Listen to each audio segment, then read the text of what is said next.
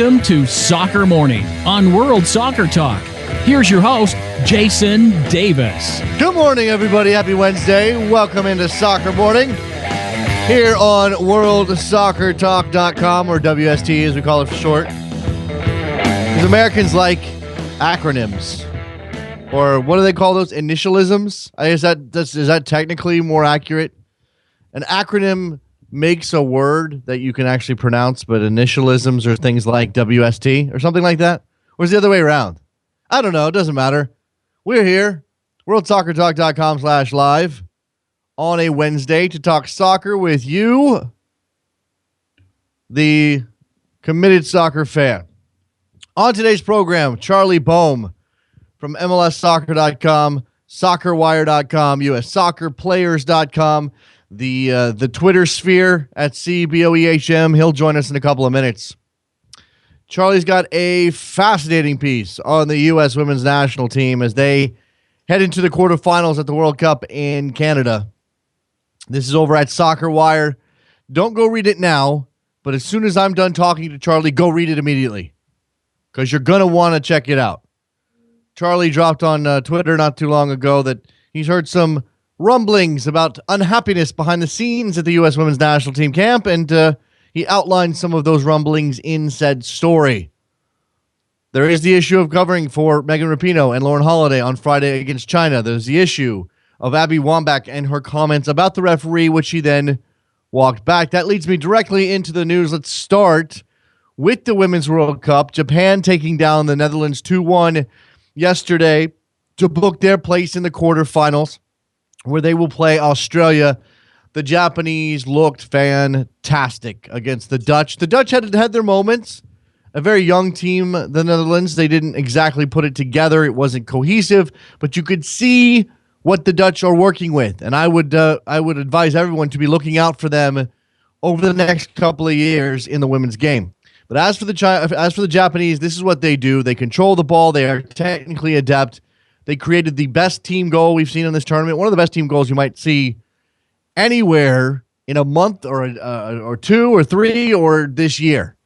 A fantastic goal that included a back heel, a dummy, and a fantastic left-footed shot that curled into the net for the Japanese. So they move on.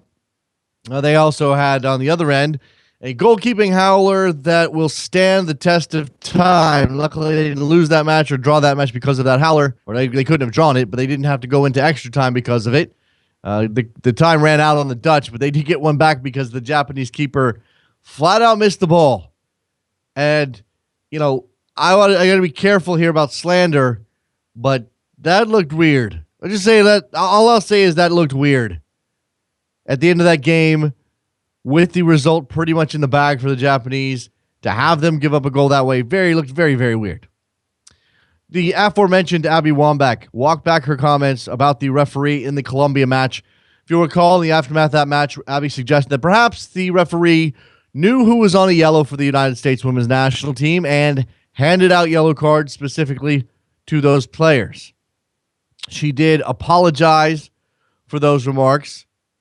I'm not in the referee's head, and that's something I definitely take ownership of and apologize for because I don't know what the referee is thinking, said Wambach.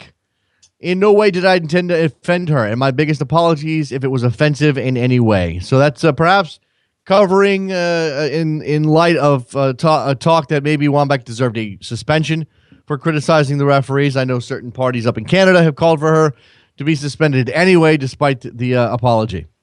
Jurgen Klinsmann has named his 23-man Gold Cup roster. This is a roster heavy on experience. Klinsmann says this is his best team, his strongest team at this point in time. Notable absences from this 23-man roster include Juan Agudelo, DeMarcus Beasley, who was added to that provisional roster despite the fact he had to come out of retirement to do it. Matt Beasler, not on this roster, started every game of the World Cup last year and did not make the cut at center back. Just briefly, your goalkeepers, Guzan Raimondo, William Yarborough. Defenders, Ventura Alvarado, John Brooks, Timmy Chandler, Brad Evans, Omar Gonzalez, Fabian Johnson, Tim Ream. No Breck Shea at left back. No Breck Shea, period.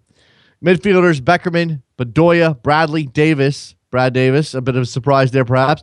Mix Diskerud, Alfredo Morales, DeAndre Yedlin listed as a midfielder, Giassi Zardes, and Graham Zusi, who makes it despite not really featuring much for the national team over the past 6 to 8 months and not looking great when he played for Sporting Kansas City until very recently. Josie Altidore, Clint Dempsey, Aaron Johansson, and Chris Wondolowski are your strikers. Wondolowski making the roster as well. We will do a full breakdown of that 23-man roster at some point on Soccer Morning, either today, tomorrow, definitely over at SiriusXM-FC, so check that out if you do have a subscription.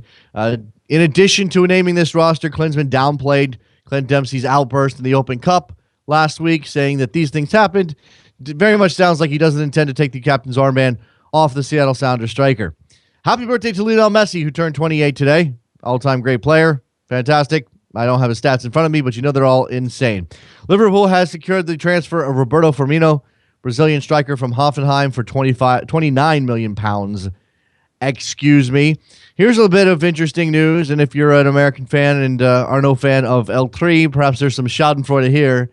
Miguel Herrera says that Chicharito Hernandez could have played at the Copa America, where Mexico earned 2 points and did not make it out of the group stage, except they didn't know who to call. They didn't know we didn't know who to talk to in order to ask for Chicharito to play, said Herrera. Okay. I mean, I know the man's status is a little odd. He went on loan to Real Madrid. He's technically a Manchester United player, but come on. That's two clubs you can call. Just call them up. Say, hey, what's the deal? Hey, we'd like to have Chicharito. That'd be great. Yeah. 7 games in MLS tonight as MLS kicks off rivalry week. Not all of these games are rivalry games, of course. Philadelphia hosting Seattle at 7 o'clock. New York RSL at 7:30. Columbus, New England at 7:30. Orlando, Colorado at 7:30. Toronto hosting Montreal, certainly a rivalry game there, at 8 o'clock. Chicago hosting DC United at 8:30. And the LA Galaxy hosting the Portland Timbers at 11 p.m. Eastern Time. Will I make it up for that? Find out tomorrow. Let's take a break. When we come back, Charlie Boehm from MLSsoccer.com and Soccer Wire and U.S. soccer players will join us. We'll talk about the U.S. women's national team and maybe some Gold Cup roster as well. Don't go anywhere. I'll be right back. You're talking too loud, but I can't hear you calling.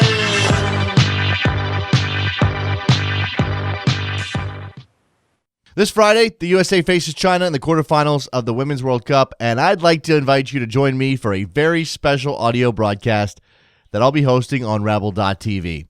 With Rabble, the concept is simple. All you have to do is tune into the broadcast on television, press the mute button, and then head over to Rabble.tv to listen to me sharing my analysis.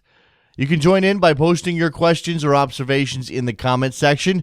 Plus, I'll be talking you through the game as we watch the U.S. play China in a repeat of that epic 1999 Women's World Cup final. And if you have an iPhone, install the Rabble.tv app today and add a comment to the broadcast message board, then listen live via the app on Friday. Does the USA have what it takes to make it to the semifinals of the Women's World Cup? Find out this Friday, June 26th at 7:15 p.m. Eastern, and cheer on the red, white, and blue with me on Rabble.tv. The best way to watch Copa America and the greatest players in the world, including Leo Messi, Neymar, James Rodriguez, and Alexis Sanchez, is on Sling International's exclusive broadcast of Copa America on beIN Sport. Sling TV is the #1 live international TV service in the United States. It's a safe and legal streaming service that delivers your favorite sports and more to your TV, tablet, phone, and computer. For just $10 a month, you can watch every single Copa America game live or on demand, featuring Argentina, Brazil, Colombia, Mexico, Chile, Uruguay, and more. Plus, Sling International gives you access to Barca TV, Real Madrid TV, the New York Cosmos, Serie A, and more top networks offered by Sling TV. There's no commitment, no annual contract, and no satellite dish needed. Don't miss the best leagues in the world on Sling International. Sign up today at www.sling.com/soccer. Again, that's sling.com/soccer.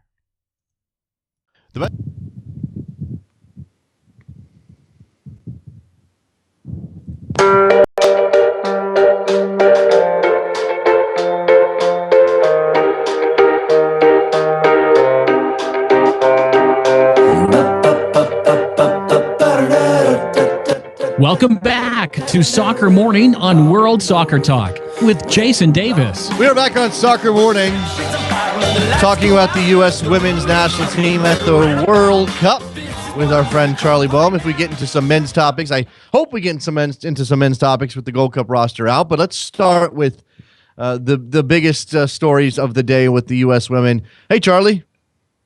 Hey, Jason. How's it going? It's going well. I feel as though it's going better for me than it is for the U.S. women's national team, despite the fact they have now booked their place for the quarterfinals against China on Friday. And the reason I say that is because I just read this fascinating piece over at SoccerWire.com, written by you, as a matter of fact, that outlined some of the questions swirling around this team. Where to start? I know that you very clearly state that a lot of what you've heard so far is hearsay, and yet it would surprise no one to learn that there is some tension in the U.S. camp right at this moment. Yeah, well, I mean, and we should also say that these are problems that almost every women's program on earth would love to have. I mean, this is it's so diametrically different from the men's program in that there's enormous pressure on this team to win, not only to win, but to be role models, to win with style. And certainly we have high expectations for them, given the criticism that's been leveled. They're obviously getting the results of the World Cup. They are in the quarterfinals and favored to reach the semifinals. But all that being said, I think anyone who's been paying close attention to them on the field and the quality of the play, the nature of their play, recognizes that this team is not adding up to anything more than the sum of its parts, if that, and they're not fulfilling their potential. So I certainly want to be clear that I recognize that they're getting the job done right now, and as long as they continue to get the job done, it's they deserve credit for that. But the problem is that the real tests are still ahead, and it's definitely concerning to see the degree of preparation maybe that they have or don't have for those big tests that we see coming up with France or Germany. This is a team that, rather than advancing, feeling good about that, preparing for the next game, looking ahead to the next game, and certainly, look, even if they had flaws, they do have flaws, but even if they had in a better situation, have flaws, and we were analyzing those flaws and comparing them against their next competition, or wondering if they're capable of beating the favorites. This is a sense of impending doom that looms over this team that I find fascinating, as it also worries me. Yeah, I mean, I think U.S. fans have reason to be concerned, and there's a real split, I think, among fans in terms of they're obviously getting enormous ratings. They're getting close to double, in some cases more than double, the ratings that they got in the last World Cup. They are enormously popular, enormously successful on a commercial level. So there's casual fans that watch this the way they do the Olympics every 3 or 4 years, where there's they want to see their team, they want to feel patriotic, they want to see Americans succeed and do well, and then there's the soccer folks, and we have to remind ourselves we're in a little bit of a bubble here, but soccer folks who are watching year-round, every year, recognize that there's more that could be shown from this team and from this program in general. So an important difference there, important to remember that not everybody is quite as discerning and demanding. But for me, this all comes back to, the goal here is to win the Women's World Cup trophy. Are they on course for that? On paper, yes, but in terms of the performances, I think there's a lot left in this team, and I certainly hope that they can sort of maximize that potential a little bit better, because I think they're going to have to. That brings us now to Jill Ellis. Okay, so not only do we have the mini controversy swirling because Michelle Akers went on the radio and said, "Why is Jill Ellis our coach if she's happy with the way we're playing right now?" after beating Colombia 2-0 and impressing no one. Now we have word, and through your piece and through some of those sources there that you've mined, that morale is low and that no one really believes in the tactics that Jill Ellis is utilizing. And yet my question then is, okay, this is the coach, maybe not the coach that you wanted, but this is the coach you ended up with because of what we know was a pretty significant power play surrounding Tom Sermanni last year. So I don't really get this dynamic. You sort of, don't be careful what you ask for, essentially. Well, it's also hearsay and I wrote about this at the time.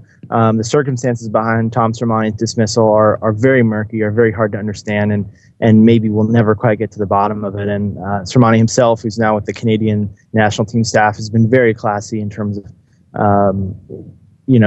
not really dishing and not really pointing too many fingers. But it seems pretty clear that there was a move towards conservatism. I think that's maybe the most general way to phrase it. There was concern about results. There was concern about the timeline leading up to this World Cup, which obviously is a must-win tournament from the perspective of the players, the federation, the program.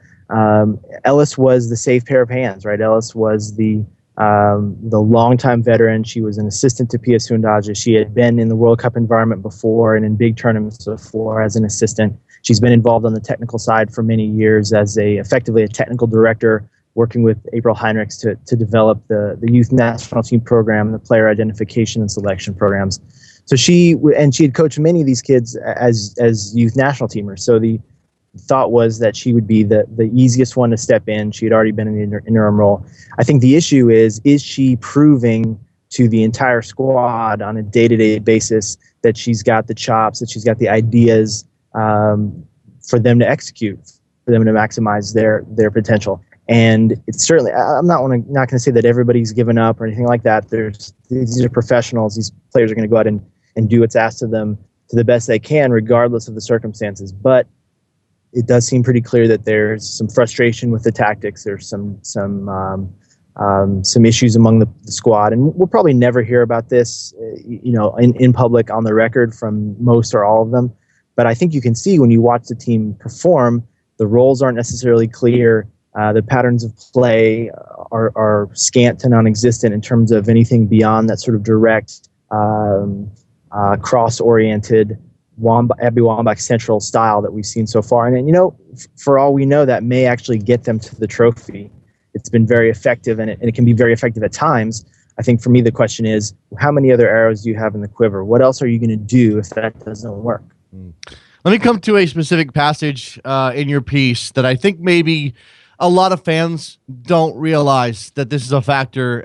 We talk about the situation around Sermanni's firing, and as you said, a lot of that is murky, and we don't know for sure. And Sermanni has handled it very well in a very classy manner. But this is somewhat undeniable. This part, at least, for the preponderance of evidence that this plays a role in how this team runs.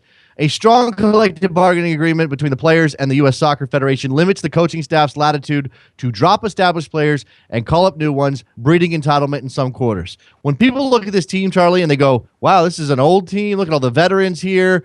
I get some of the experience needs to be there, but where's our next generation? This feeds into that. Certainly, and we see, you're mentioning the men's side, and if we get to talk about Gold Cup, you can see, Jurgen Klinsmann can effectively go into a large player pool at any given time for any given roster call-up and pick whatever he wants. He can go with kids.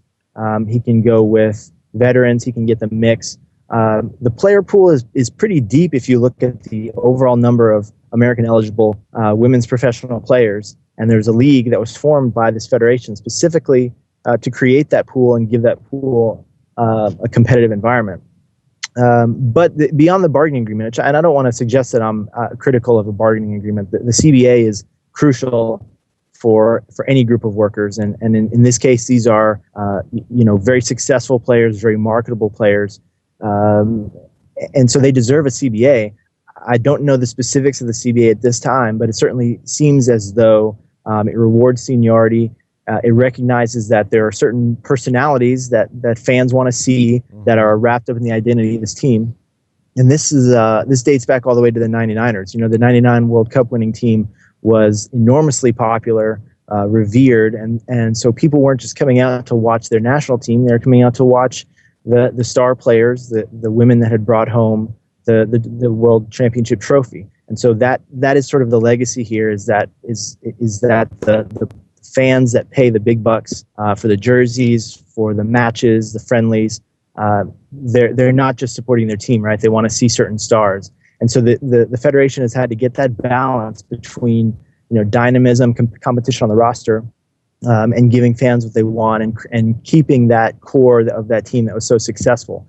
So I think we can all make our own personal judgments as to where that balance stands at the moment. Yeah. But it certainly does seem clear that the CBA keeps a certain degree of roster stability that maybe doesn't allow the coach to have, I'll just say, not 100% freedom in who he or she selects. Well, at the very least, even if the bargaining agreement wasn't in play and maintaining some official status or some official pull over player selection, you can certainly argue that there are personalities and profiles and there are women on this team who are bigger than Jill Ellis, and that makes it difficult for her to drop somebody again that as you said, the fans want to see, that the federation wants to push forward as players that can be marketed and also sell the sport, but also it's a very complicated situation. I'm being careful here because I don't want to come down on anybody. Certainly a CBA as negotiated by the players, they should do the best they can because their careers are short. They should have the opportunity to maximize whatever return they can on the effort and the work that they put in. But at the same time, and it's important to note too, Jason, that what's very different from the men's side is that men's players are paid first and foremost by their clubs. They receive compensation from the national teams that they're called up to. Yes. But it's considered sort of a bonus on top of your club wages. In the women's side, we're in NWSL and in most of Europe, we're looking at really minimum wage level salaries, 6-month contracts in many cases for professional players. Barely enough for them to get by on. They're all going to have to augment their salaries with coaching, with other opportunities, with other jobs. Now, once you get called up to the women's team, and if you become a regular call up to the women's national team, you are given a salary. Effectively, you become a full-time employee of the federation, and that's a 6-figure salary. And then if you can develop marketing opportunities and promotional stuff over and above that, you can nudge it well up towards 7 figures. I mean, it's been widely reported, Abby Wambach, I'm not sure if she's up to 7 figures. I would guess she is. Alex Morgan is making 7 figures total in terms of endorsements plus salary. Mm-hmm. So that's a totally different lifestyle. It's a totally different way of life from a rank and file NWSL player. So once you get up, I mean, that's one of that's sort of the biggest pinnacle you can reach in the women's professional world. And once you get up there, it's very difficult to contemplate going back down. Yeah, I don't know if I want to turn this rock over necessarily, Charlie, and open up this discussion, but when those other concerns are pressing in on you, and you're as a player, because you should be maximizing whatever you can get out of your career. I don't begrudge anybody the right to make as much money as they possibly can during an athletic career that could end at any moment. But those other pressures can impact your professional career. I'm trying to be careful because I don't know that anybody on this particular team is suffering from a lack of concentration because they've got a deal with the snack food company. But those things absolutely have to be considered. And it is, as you said, it's a very strange sort of existence for the women who can be marketed and who are featured with the national team and therefore become entrenched, et cetera, et cetera.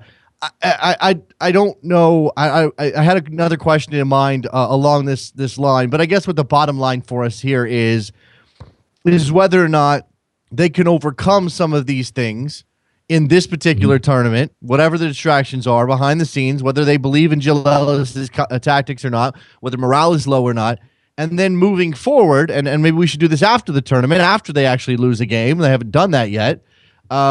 Maybe then we can discuss what the federation needs to do to move forward, because now you just wonder if all of those changes that people want to see with this team are almost they become very, very difficult with all of the encumbrances placed on a unit that is as much marketing tool as soccer team. And it's important to note too that the women's national team funds so many other programs. It's not, Sunil Gulati has been one of probably the biggest legacy, I think, at this point. If we look at his tenure as president of the federation, he has brought a level of financial savvy that simply has transformed the federation on both sides. But particularly in the women's side of things, women's national team matches, those sort of us soccer geeks sort of roll our eyes at the one-sided friendly results, right? That they schedule many friendlies. I'm sure if they win the World Cup, there'll be a victory tour. That may look a little silly to a hardcore soccer person, but that's enormous revenue that gets to be channeled into all levels of the program. That's funding youth national teams. That's funding player identification. That's funding, growth of the scouting network and the coaching infrastructure. So there's important stuff that comes from the celebrity of the women's national team, and without that, you're looking at a much more bare bones sort of program. And you can just look at the competition. Most of the women's World Cup teams are working off a shoestring, off whatever their federation deems them worthy of getting. There's very few that look at their women's program as a legitimate professional setup on par with their men, right? So I think in some ways the U.S. women's team is a role model for the rest of women's soccer. The question is just navigating those details and finding that perfect balance, and it's a tough job, and I don't envy Jill Ellis, Sunil Gulati, and that whole staff trying to find that balance. All right, let me go to briefly before we move on to the men and talk about the Gold Cup roster, Charlie. Let's just consider Friday, because as much as it's about China, it's also about those two absences that the United States has. Megan Rapinoe, Lauren Holiday, both ruled out through their yellow card accumulation. So where does Jill Ellis turn? A lot of talk about a 4-3-3 being the appropriate formation, and yet I don't think anybody expects her to do that. Yeah, I mean, you could see. I thought that their system against Sweden was almost a 4-3-3 in many ways, because with Rapinoe, when you have a Megan Rapinoe on your squad, she's sort of a free radical, I call her. She has a lot of license, as she should, given her skill set, to roam, to float into dangerous spaces. If anything, the structure comes true in terms of the defensive responsibilities. Maybe she has to drop back to one wing or another when they're defending. But without that, there's not a lot of role players who've gotten minutes in the run-up to this tournament who could necessarily step in and make a 4-3-3 work. Ellis has definitely experimented with it. I just don't know if she's going to be comfortable enough giving that new assignment, 2 or 3 days training at this stage of things and changing up what's working. Because I think any 4-3-3 requires you to pull Julie Johnston out of center back and into a defensive midfield role. Given that, from what we understand, although there's been no announcement, apparently Shannon Box is hurt. Even coming into it, to this tournament at full health, she was not expected to be a 90-minute player. Lori Chalupny can play a holding midfield role, but has effectively been designated as a backup left back. She herself told me that she had not gotten many reps in midfield. So I think we're going to see Morgan Bryan come on for Lauren Holiday. And then the question is, who replaces Rapinoe? Well, you really can't replace Rapinoe. No one has the mentality and the dynamism that she has. I think Heather O'Reilly would be a natural replacement, but it's unclear as to whether she has Ellis's trust. She's hardly played at all.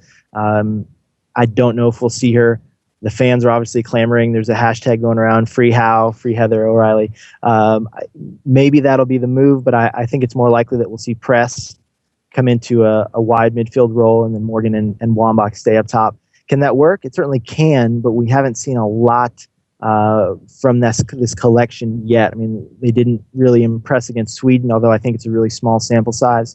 So we'll have to wait and see, but I'm certainly hoping that Morgan Bryan gets the opportunity and takes it, because she's a special player. She's one of the youngest players in this roster, but I think she can definitely do the business. She's the future of this program. So one to watch there, and something to track certainly when they take the field on You're Friday. asking me to trust somebody with two first names. Now, I know Brian is not a woman's name traditionally. Or is it two last names? It could be two last names. I suppose that's a way to look at it. Okay, that's how I'm going to mollify myself. Let's move on and talk about the men here before I have to to move on to MLS topics, we've got Kevin Kincaid lined up just after Charlie here. So let's do the Gold Cup roster. Jurgen Klinsmann announces the 23-man roster, whittled down from that 35-man provisional roster. A couple of moderate surprises. Ultimately, what Klinsmann says, Charlie, is that this is an experienced team, and I guess he trusts this team. This is his strongest team to go win a tournament right now. No more experimentation. Where are the things that stand out for you? Because I think for a lot of people, the absence of Matt Besler is probably one of the biggest things. And then there's a couple of names included that are a little surprising.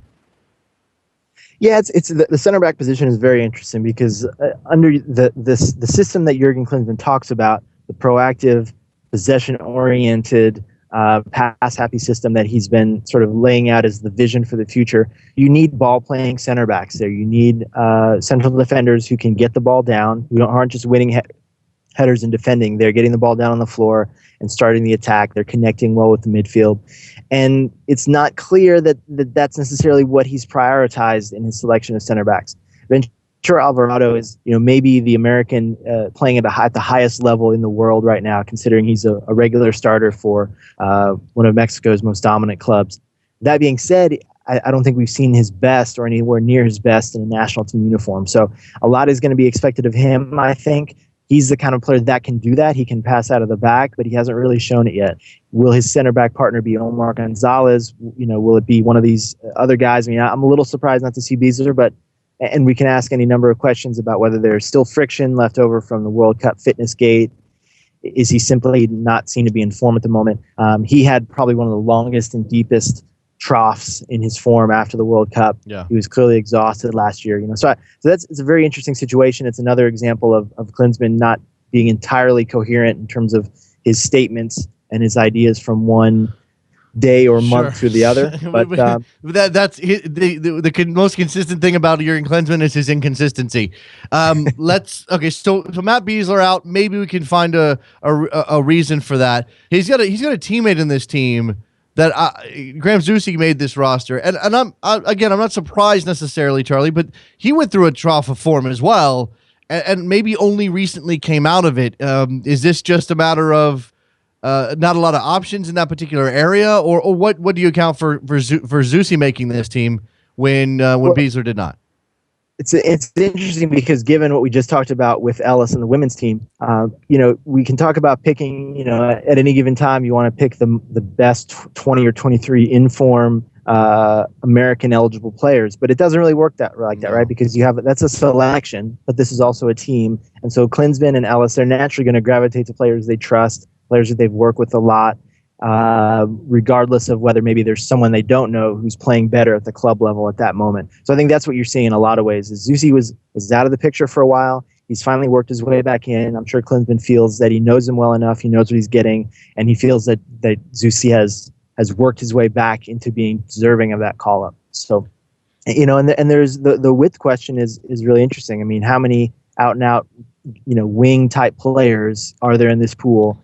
I think he needs to bring at least a couple of them, even if he goes with a narrower formation. He needs to have that option of someone who can float out into wide areas, someone who can deliver set pieces, who can stretch the field a bit in terms of the width. No, that's what Zusi does. He's not the most mobile choice necessarily. He does have DeAndre Yedlin here listed as a midfielder. I don't read a whole lot into these things, but listed as a midfielder, that indicates that we may continue to see Yedlin as an option off the bench, late in games, game-changing speed type of player. Exactly, and I should clarify too. Zusi is a smart player. He can do multiple things. I've seen him play in 2 or 3 different spots in Sporting KC's 4-3-3 shape. He can float into attacking spots. He can be an end line to end line type winger if you need him to track back in more of a 4-4-2. So there's different things that Zusi can do.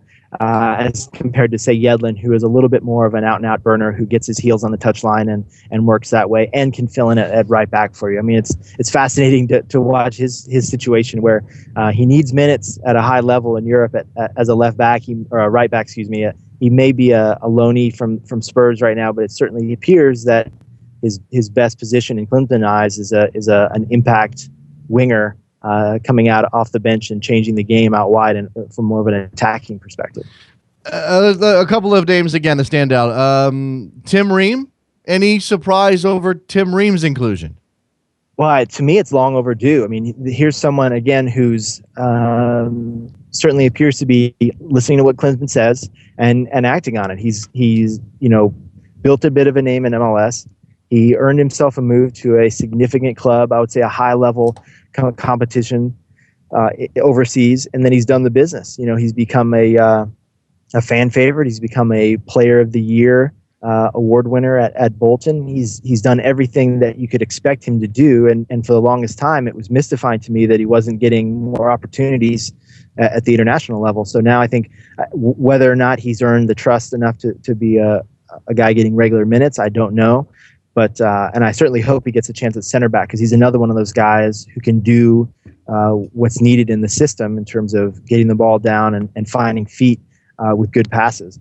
But he can also step in at left back there. I mean, the left back situation is very fascinating to me, because some of the most natural left backs and some of the ones that Klinsmann's trusted the most didn't get the call this time around. No Garza and no Shea. That doesn't make any sense to me. And we have. I think Beasley will certainly be called in, but he hasn't been called in on the initial roster. So that tells you then, does that mean that Jurgen is planning to do something completely different in the knockout rounds than he does in the group stage? Will Beasley just step into the starting lineup? It'd be a little surprising if he calls Beasley away from club duty and then doesn't play him a lot of minutes. So I sense that Jurgen has a plan, but it's far from clear how it's going to play out. Yeah, and he has said that this was, this is the strongest team, et cetera, and so forth, even with those potential call-ups after the group stage looming. He's going to say that. I mean, that's a coach speech response to that, so I'm not going to look too much into that. I will note that while I know he didn't play well on the European trip necessarily, Charlie, I'm disappointed that Juan Agadello's not getting a look or a shot in this team. I think he's a game changer off the bench, especially if you don't want to start him. While I understand Chris Wondolowski, I know a lot of people rail about Chris Wondolowski's inclusion. This is the swan song. I mean, I don't expect Wando to be featuring very heavily. Maybe in a couple of qualifiers next year, but he's not going to be in Russia in 2018. But he is still effective. His movement is still among the best of the American forward pool, and he still impresses Klinsmann with his work rate. Yeah, he's someone I think, and Brad Davis falls into this category too. He's worked his way into the system. He does what he's told. He's a great team guy, locker room guy. Jurgen wants to. Those guys make Jurgen's job easier, right? Because they're going to do everything that's asked of them. They're not going to complain about not playing. For fans whose main memory of him is the World Cup miss, it's baffling. But when you look at what Wando did to force his way into the system a couple of years ago, to get into the picture, and then to continue to do what Jurgen asked from him, coaches are looking at so much more than we're seeing on the field of play in those 90-minute matches, whether they're friendlies or competitive matches. They're seeing the training environment, and they're talking to the coaches. So it's certainly not a sexy choice, but it's a situation where I think he feels he's got a known quantity there. Last thing, Jose, thoughts on Jordan Morris. So I never expected to be in this team, Charlie, but was on the provisional roster, and we've obviously seen him impress when he's been called up to the senior level. Yeah, this is a strange one to me, because he's made him a workhorse effectively. I mean, Morris is pulling almost double duty really with the U23s and the senior team over the last couple months. I think he's definitely going to be a leading figure in Olympic qualifying, and he's on a college schedule right now. I mean, whatever you feel about his deservedness for playing time in the Gold Cup, he's on a college schedule, which means if he's not called in the national team, he's working on his own, or he's doing small group work with his college teammates in an informal environment. I'm sure Jurgen is doing everything he can to set him up with additional opportunities, but given that Jurgen's, like most coaches, is a bit of a control freak, and he wants guys in his environment whenever possible, especially guys like that, why not take him along on the Gold Cup experience? Why not bring him around for the group stage and then send him home afterwards and maybe bring in a veteran? I actually thought the roles would be reversed with him and Wando, but I don't rule it out that he'll call up Morris with one of those 6 additional picks for the knockouts. Very possible. Charles Boehm from MLSsoccer.com, Soccer Wire, USSoccerPlayers.com. Follow him on Twitter, CBOEHM. Always fun to talk to you, Charlie. Appreciate it, and hopefully we'll have you back soon. Thanks, Jason. A pleasure. There goes Charlie Baum. Good stuff from him. When we come back, we will get into the situation up in Philadelphia with Kevin Kincaid. Don't go anywhere. Soccer Morning, WorldSoccerTalk.com.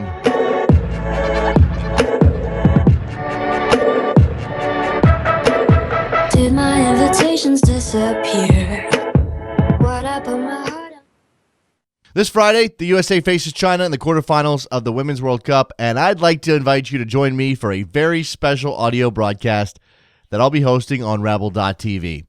With Rabble, the concept is simple. All you have to do is tune into the broadcast on television, press the mute button, and then head over to Rabble.tv to listen to me sharing my analysis. You can join in by posting your questions or observations in the comment section.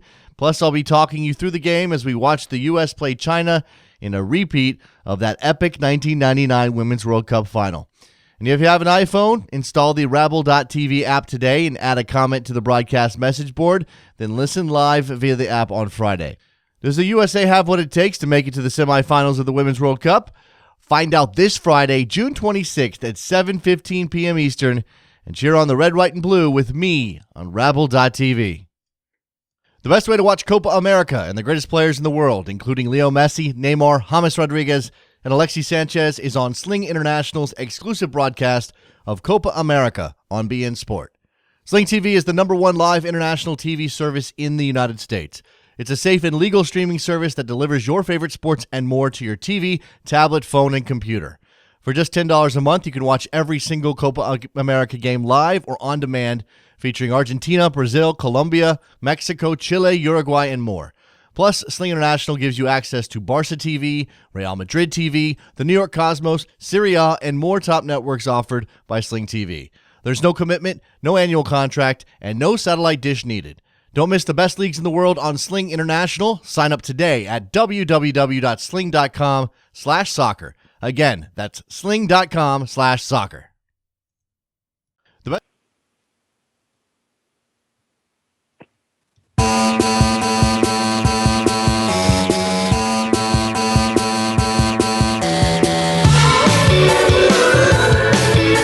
Welcome back to Soccer Morning on World Soccer Talk with Jason Davis. We turn now to MLS topics.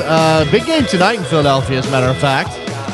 Philadelphia Union hosting the Seattle Sounders, and we'll get to that game.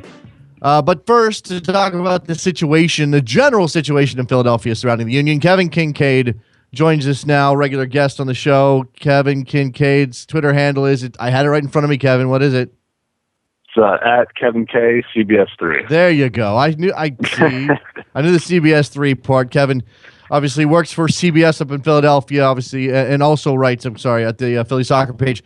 Kevin, you had a provocative, I'm sorry, that's the word, that's the only appropriate word, provocative tweet yesterday in which you said that the Philadelphia Union financial situation is not good. I'm paraphrasing because I don't have it in front of me.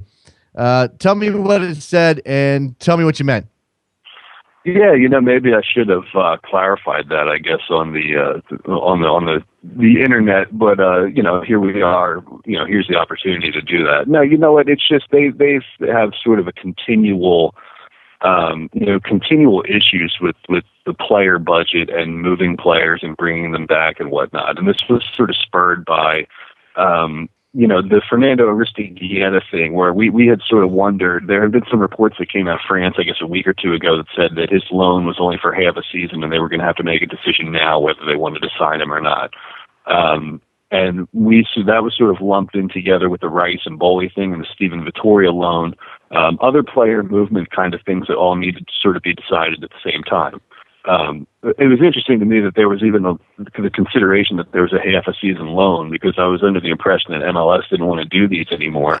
But basically, from everything that I've heard and other reporters have heard off the record and behind the scenes and stuff like that, that they've got to move Rice and Boley to free up any money before they can do anything. And Fernando Aristeguieta, they have to determine purchase price. Are they going to extend the loan? Do they even have the money to do that? They have a couple guys who are out on loan right now who aren't eating up any salary right now. They had to do, the 2 loan deals at the beginning of the year, so they just don't have any money, to move anybody or to sign anybody. Every incoming player has to be complemented with an outgoing player. It's the same with the Carlos Valdez thing at the beginning of the year, where they couldn't bring in Steven Vittorio on loan until they had cleared Valdez out to Nacional. So, Right. I don't really know what the heck is going on with the player budget right now, but they just don't have any wiggle room to do anything. Aristeguieta has been. Am I wrong in saying he's been the best player for the Union thus far in the season? I mean, maybe the most consistent player when he's been on the field, whereas there's been a lot of problems otherwise. Well, I'd say CJ Sapong has sort of overtaken him. Well, yeah, sure, but CJ had to turn it on to get to the point where you would say that he's overtaken. I guess maybe, and then certainly the beginning of the season, Fernando was the better player. So we'll just leave that there. But when you say something to me like they had a half-season loan and now they have to make, who does that? I mean, I understand why MLS wouldn't want to do that, Kevin. It's dumb because now you are at that point where you have to make a decision. You have to have the money freed up to sign him. Otherwise, you look, especially if he plays well. If he plays well, it's like, oh, great, we got this guy. And now you got to send him away because you don't have the cash, and the fans are just going to start pulling their hair out. I'm sorry, they've already done that. It's also difficult to determine, too. I mean, have we even really seen enough of him to know whether he's worth keeping around permanently or not? And he's been injured on and off, for most of the year, so I don't even know how many starts he has, like 5 or 6 or 7 or something, and he had the 3 goals at the beginning of the year, but I mean, it's such a small sample size, really. And you talk about these new foreign players when they come into the league, how long some of them take to get adjusted. Tim Cahill wasn't bagging in goals during the first 6 months that he played here. So New York could have said, hey, maybe he's not worth it and got rid of him. But we all saw what happened the next year. He was the leading goal scorer on a Supporters Shield winning team. So I really have no idea. I know that they really, really like him, and he's got a great attitude. He says the right things. He speaks good English. He seems to have that Philadelphia mentality where he's going to work hard and bang and, be physical. And that's probably why he's been injured the whole time, because he's not getting a lot of calls and whatever. But, and you have to go back to how hard they worked to get this guy here in the first place. Aristeguieta was interested in coming to Philadelphia way back in the winter. And, he'd sort of come to some kind of agreement with them verbally. But Getafe came in the picture, and he said, hey, look, I've always wanted to play in La Liga. I speak the language. I mean, it's a great opportunity. So this loan deal with Getafe was formed, and then that fell apart for financial reasons, and the Union only got him on a second try. So the fact that they tried so hard to get him and they were so interested in this guy and they had to jump through hoops to do it, it seems really ironic to me that we're talking about the fact that he could be gone after 6 months. Yeah, okay, so let's go to the general situation because, again, you put this tweet out there. Does that tweet still exist? You haven't taken it back, have you? Yeah, look, let me say one thing about that. Oh, no. They're putting a lot of money. They'll probably tell you the ownership group will say, hey, we're putting a lot of money into the academy and youth development and whatnot. Right? Yeah. That a lot of that money is coming from a secondary owner, Richie Graham, who owns YSC Sports out in King of Prussia, and he's done a lot of that with the academy and with the school. And that's a co-branded situation, right? That's a co-branded situation with YSC.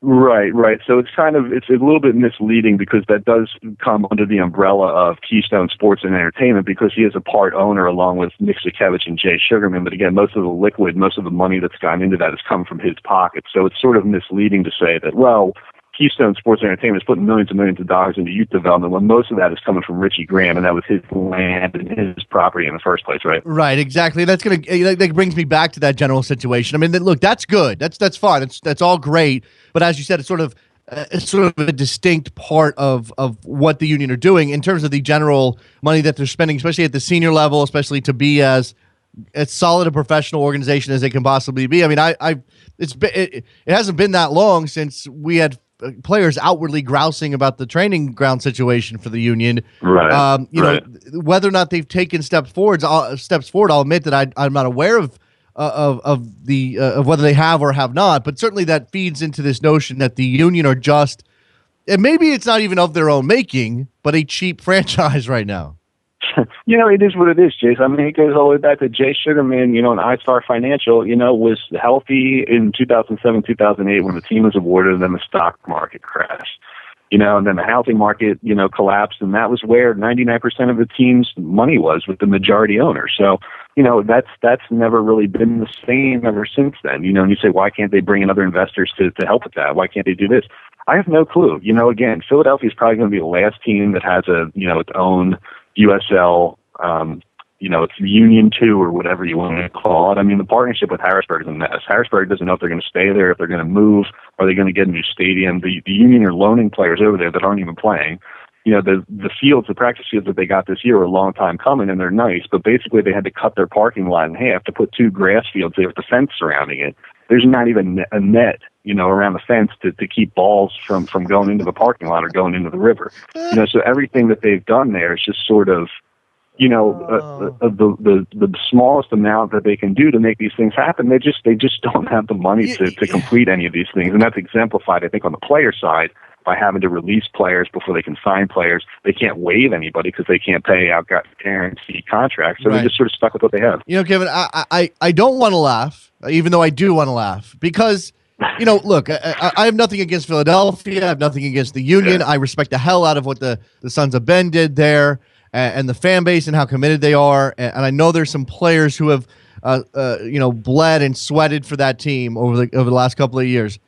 And I guess I might be okay with laughing if this was a situation where I was completely assured that this wasn't going to go down the tubes into real. I don't know. I mean, is it hyperbolic to say that if they don't get some investment, if they don't figure out some of the money situation, they're just going to become irrelevant? And then who knows what'll happen? I mean, look, that stadium's there; it's not going anywhere.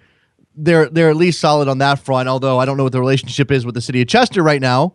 But is it hyperbolic to say that this could potentially spiral to the point where the Philadelphia Union have zero momentum in Philadelphia? Yeah, I'd say that they have pretty much zero momentum already now. As it is. I think now. the things that are keeping them afloat are, they have this great fan base that continues to come down in this great stadium that has a great view and a great atmosphere, even though it's in Chester and there's nothing else that's built around there. I mean, surely it could go that way. They're already a couple of years, behind the 8 ball here. They haven't been competitive for a while now, and they're putting out teams that have, some talent. There's some decent players on there, but they're not going to compete with the Torontos and the New York Cities and the Seattles and the Los Angeleses of the world. I mean, you're just not going to be able to compete that way. Even if you play the perfect game of Moneyball, and if listen, maybe Moneyball is just another way of saying you're being cheap. But even if they do that to perfection, I mean, Jason, look, this is a team that the majority owner came down and spoke to the media for the first time in 5 years. And he did that 7 months ago. And they said, what we're going to do is we're going to sign a sporting director. That was 7 months ago, and there's been no movement on that. They hired Renee Muhlenstein as a consultant, who then just disappeared after 6 months and took the money with him, and they really got nothing out of it. So this is a team that has the smallest technical staff in the league, doesn't have a general manager, has never had a general manager, and they're just operating on the cheap because they just don't have anything. I'm looking at a piece over at Philly Soccer Page, phillysoccerpage.net, written by Dan Walsh, that outlines some of it's titled "The Union of the Worst Team in MLS." He says he gives the reasons why, including current points per game, goal differential. Those things are right there. He's got some. How do you fix this team? Number 1, hire a general manager. You just spoke to that. Number 2, stop making bad big name signings. I think that's easier said than done sometimes, but certainly you can be smarter about your big name signings. Start making good personnel decisions again. That requires somebody who's smart to make those personnel decisions. Make a rule to find good starters for all 11 positions. Okay. Fix the Union's USL Pro connection. The Union led the way on this 5 years ago, have now fallen behind most of the league. And you mentioned that, the situation with Harrisburg. So what step 1 is the general manager is, and as you said, 7 months, this process has been going on. Is this a matter of lack of initiative? Is this a matter of Sakevich and the amount of control he exerts and not wanting to give? I mean, because again, we go back to the beginning of the season, the Emboli debacle, the discussion over whether or not that was Sakevich who pulled the trigger on those things. And while everybody says it was, he denies it. You know what, Nick? It would be a lot better if you had a layer between yourself and the team with player personnel, and that way people wouldn't go just to you to blame you for these things. Yeah, look, and I mean, we had always been told that Renee Muhlenstein was making a good amount of money, and I think that there were discussions on whether he would continue, so he would sort of take a full-time role and become the sporting director, become the general manager. All of that information is very vague to me. It's hard to get anybody to speak on that. My impression is that he just didn't want to, he saw what was going on here and he didn't want to be a part of that. Nick Sakevich, Nick's strength has always been, the business side of things. He's a good businessman. I mean, he got this franchise off the ground. He got it started. He put together the investor group and got the stadium built. But this team needs, a general manager to make roster moves and help with scouting and putting these things in place. I mean, you have Chris Albright is basically doing all this by himself. Jim Curtin, who's supposed to be coaching the first team, he's doing it, alongside with them. And even when John Hackworth was here, Rob Bartusian, who's with New York City now, Rob Bartusian was the technical director, the assistant coach, and the goalkeeping coach at the same time. And it just doesn't, when you spread people too thin like that, they can't do any of their jobs, to the full capacity.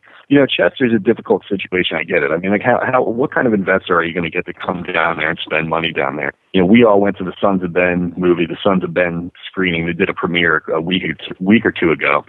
And they talked about how all this state money, from Gunther Rendell and all these people, they were going to build, a shopping district, and they were going to build a hotel and a conference center and all this crap surrounding the stadium. And all of that was obviously cut from the final funding, and then when the political climate in Chester changed, the tax situation changed, and the election in 2011. But, that is what it is. I mean, you knew that you were going to fight these kind of battles. So, they got to start right now with the general manager and just figuring out what the money situation here is here, because they're going to keep falling further and further behind. And right now they're dead last in the league. So I'm not sure how much further they can fall.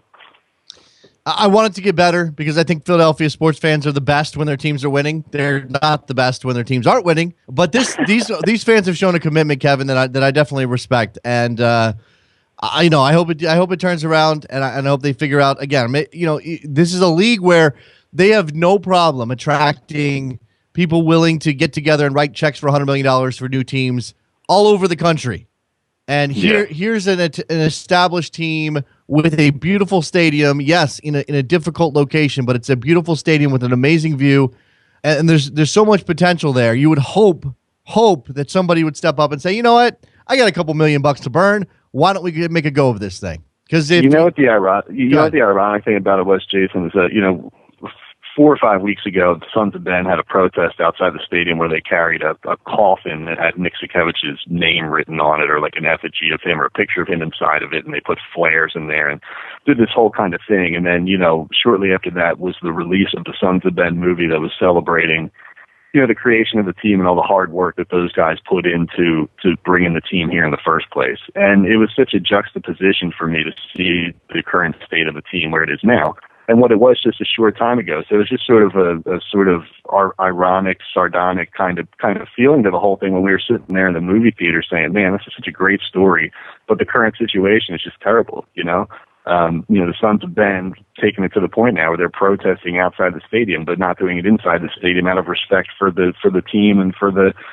coaching staff. And to me, that just said it all, that, we're not even 5-6 years into this thing, and people are protesting pretty much everything, and Jay Sugarman's got to be more visible. He's got to come down to Philadelphia. He's there for the games, but he doesn't talk. He's an absentee owner, even though he says he's not. He is an absentee owner, and he has to square this away and say, this is what the money situation is. This is what Nick Sakiewicz is doing. This is what Jim Curtin's doing. And tell the fans, because they did it 7 months ago, and nothing has changed since that press conference. Kevin Kincaid, Kevin K, CBS3 on Twitter. Go follow him for updates on the Philadelphia Union and solid coverage of soccer in Philadelphia. Kevin, I appreciate it. It's a difficult situation in Philly, and like I said, I hope they get it turned around. Appreciate the time, man. All right, man. Only one direction to go. I'll see you then. Absolutely. There you go. Let's take a break. When we come back, we'll open up the phone lines. We'll talk to you. Big MLS night tonight. Don't go anywhere. Be right back. Soccer Morning, WorldSoccerTalk.com.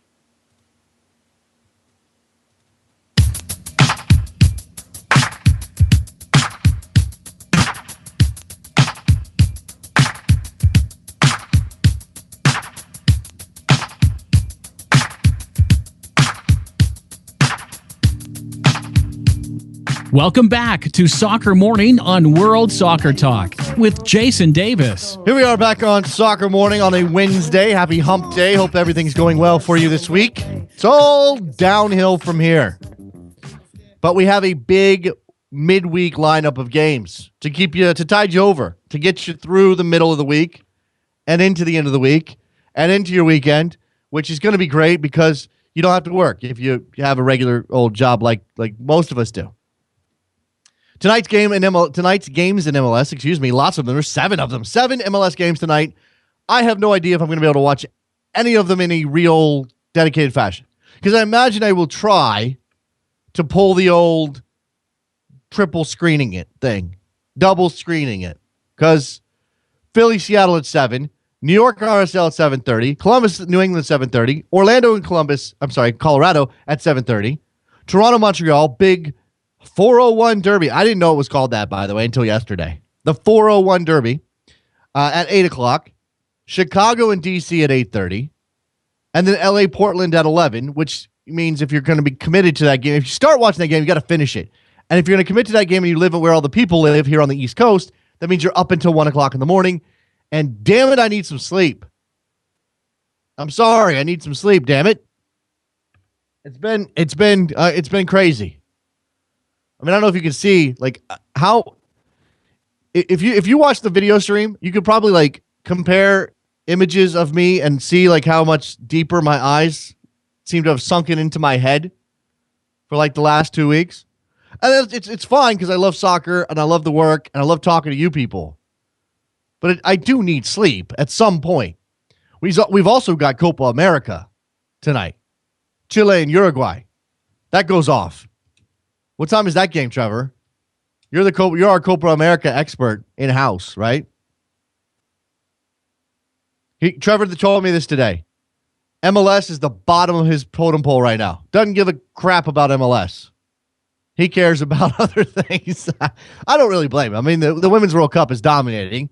Then you got, again, Chile and Uruguay's on at 7:30. Good Lord, soccer world. 1, 2, 3, 4, 5 games that I could potentially enjoy watching, all happening at the same time. Really? What are you doing to me?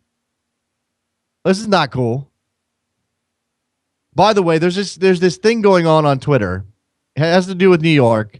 It has to do with the Hudson River Derby coming up on the weekend. And it's something to do with Red Bull Red and City Blue and the Empire State Building. Is that what it is? So I have 2 people here. Our boy D-Roy Jenkins. Thank you, D-Roy. And Riverbank Blue suggesting that people share the hashtag, retweet the hashtag, win NYCFC to turn the Empire State Building blue. And then I see that our boy Mark Fishkin from Seeing Red is tweeting the opposite thing, which is win RBNY or win in our NYRB? Win RBNY. NY is red also. I guess that's to cover his bases because there seems to be some confusion. What color do we want the Empire State Building? If we get exactly the same number of votes for each hashtag, does it end up some weird purple color? Because that would be kind of cool. Phone lines are open, 646-832-3909. I think that they're open. Call in. Let's talk MLS. Talk about this lineup. Chat on Twitter. Sleep is for the weak. Sleep is not for the weak. Sleep is for people who want to live a healthy life, Chad. Sleep is for people who don't want to die at the age of 45 from heart failure. That's who sleep is for. And I'm already struggling on the sleep front. I already suck at getting sleep. I can't sacrifice extra hours. Give me a break, man. Philly's cheapness is costing them money they don't have.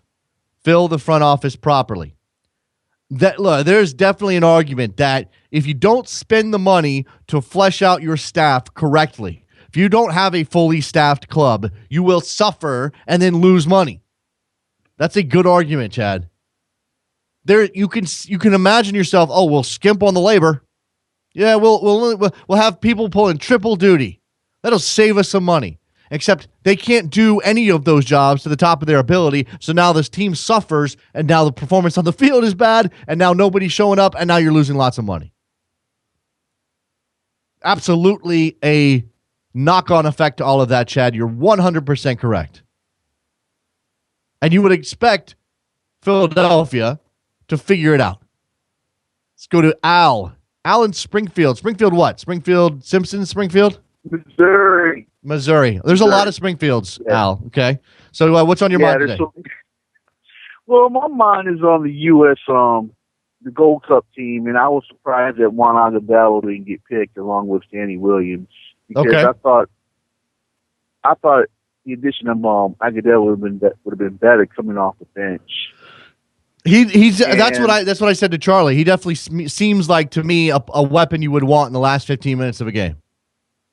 Yes, he is. He seems like he would be a really good weapon that can come off fresh off the bench and make a huge impact on the team immediately. And everything. And also, you know, I feel for the fans from Philadelphia. I lived in Philadelphia. You know, it seems like the Union, they're mirror images of the 76ers. They're no different than that team. Yeah.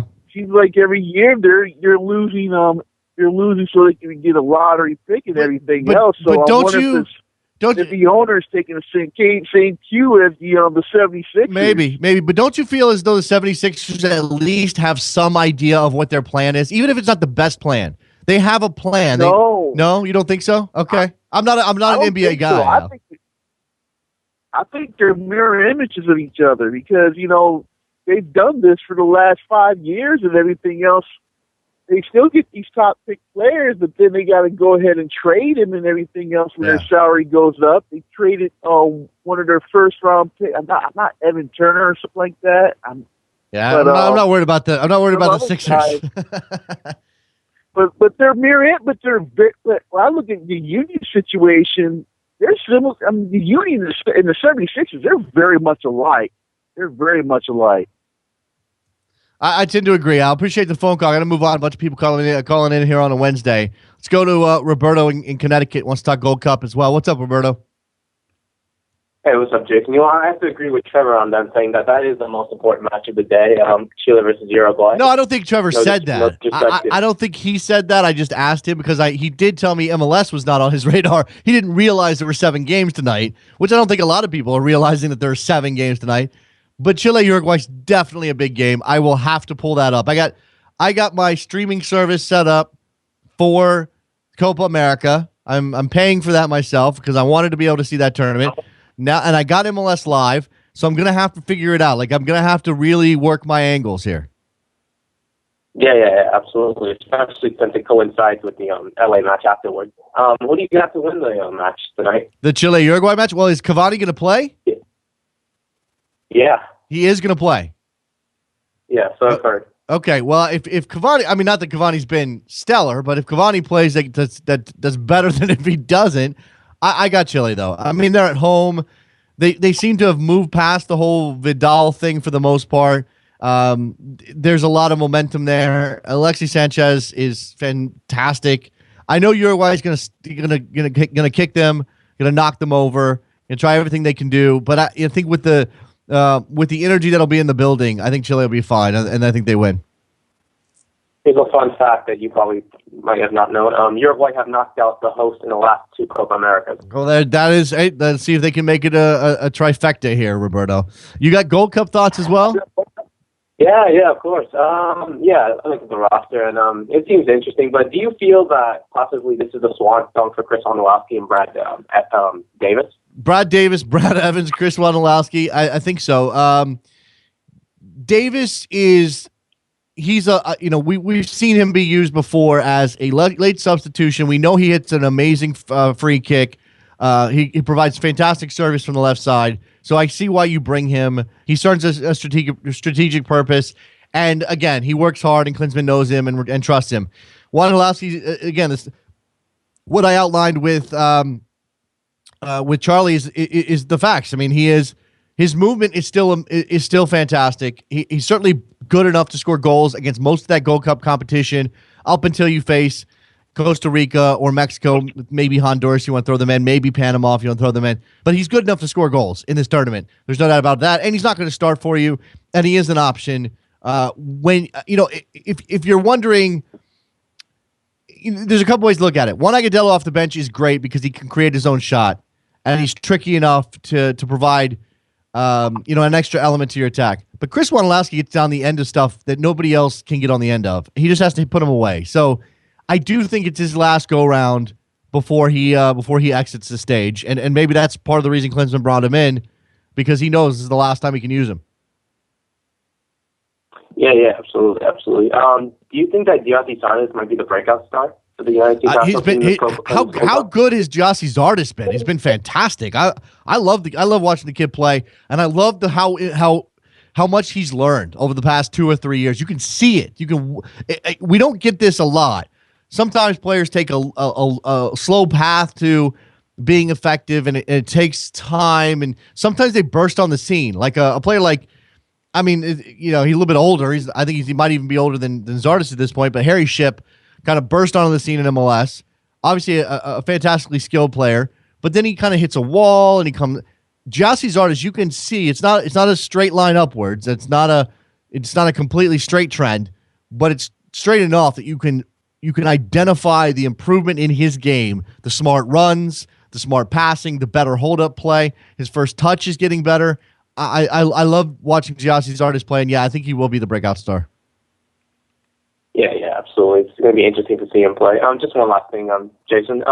With the signing of Roberto Firmino from Liverpool, do you feel that he could be the correct replacement for Raheem Sterling if he leaves Liverpool? I've seen some of that. I haven't seen a whole lot of Firmino, so I can't really comment on. I mean, I saw him in the Gold Cup or in the Gold Cup prep.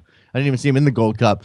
I know he's a nice player. I guess you're covering, but I mean, it's probably just smart business on Liverpool's part to bring in a talented player. It's just a matter of whether or not he adjusts to Liverpool and to England, and this isn't it's not an easy thing to adjust to the Premier League. I know he's been successful in Germany. That's a leg up over buying a Brazilian straight out of Brazil. So we'll see. Yeah, well, he has Coutinho. In the midfield, so yeah, I think he should. That's true. He does.